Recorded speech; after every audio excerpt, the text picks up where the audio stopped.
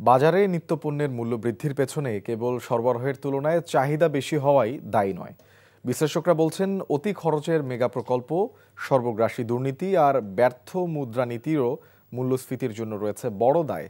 এতে বাজারে অবৈধ টাকার সরবরাহ বাড়ছে, ফলে বাড়ছে পণ্যমূল্য, গরিব হচ্ছে মধ্যবিত্ত। তাই দুর্নীতি রোধ করা না গেলে মূল্যস্ফীতি কমানোর উদ্যোগগুলো কাগজে কলমেই থেকে যাবে বলে মত তাদের। বিস্তারিত সেলিম মালিকের রিপোর্টে। জুলাই গণ আন্দোলনে মেট্রো রেলের মিরপুর স্টেশন ভাঙচুর পরবর্তী দৃশ্য দেখে কষ্টে কাতর হতে দেখা যায় স্বৈরাচার শেখ হাসিনাকে। বিশ্বাস হতে চায় না যে এদেশের মানুষেরা করতে।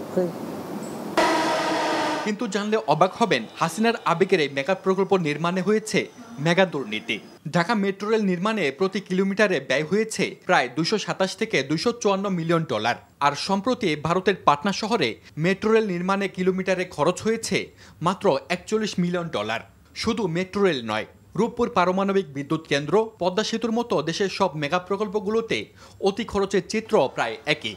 এখন প্রশ্ন হচ্ছে, এই অতিরিক্ত টাকা যায় কোথায়? বিশ্লেষকরা বলছেন, এর সব টাকায় বিভিন্ন মাধ্যমে আসে বাজারে আর বাড়িয়ে দেয় জিনিসপত্রের দাম, যার কারণে গত 44 মাস ধরে মূল্যস্ফীতি ওঠানামা করছে 8 থেকে 10% মধ্যে। বিগত সরকার সবসময় কি করেছে? টাকা পাচার। আপনার উৎপাদনশীল খাতে তো ব্যয় হয় নাই। যারা দুর্নীতিবাজ তারা যখন বায়ার হিসেবে মার্কেটে প্রবেশ করে, তখন ওই মার্কেটে কিন্তু কম্পিটিশন থাকে না। সুতরাং আপনার মার্কেট ডিস্টরশন হয়ে যায়, সুতরাং মূল্যস্ফীতি কিন্তু বেড়ে যায়। মুষ্টিমেয় মানুষের হাতে অতিরিক্ত অর্থ এবং বাজারে মূল্যস্ফীতির কারণে বাড়ছে দারিদ্র্য ও বৈষম্য। বিশ্বব্যাংক সহ অন্যান্য গবেষণা বলছে, পরিবারগুলো আয়ের 55% খরচ করছে খাবার কিনতে। 3 বছরের ব্যবধানে সামগ্রিক দারিদ্র্যের হার বেড়েছে প্রায় 10%, আর অতি দারিদ্র প্রায় 2%।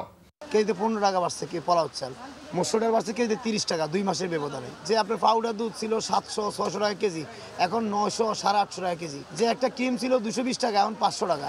আগে আমি এক বস্তা চাল কিনতাম 50 কেজির, এখন আমার আয়ের সাথে ব্যয়ের সামঞ্জস্য হচ্ছে না, বিধায় আমি এখন দেখা গেলো যে 25 কেজির একটা বস্তা কিনতেছি। এক মাস মিলে 20,000 টাকা ইনকাম করলাম, তারপরে সবজি কিনে খাওয়া দাওয়া করে তো দেখা গেছে কিছুই থাকে না।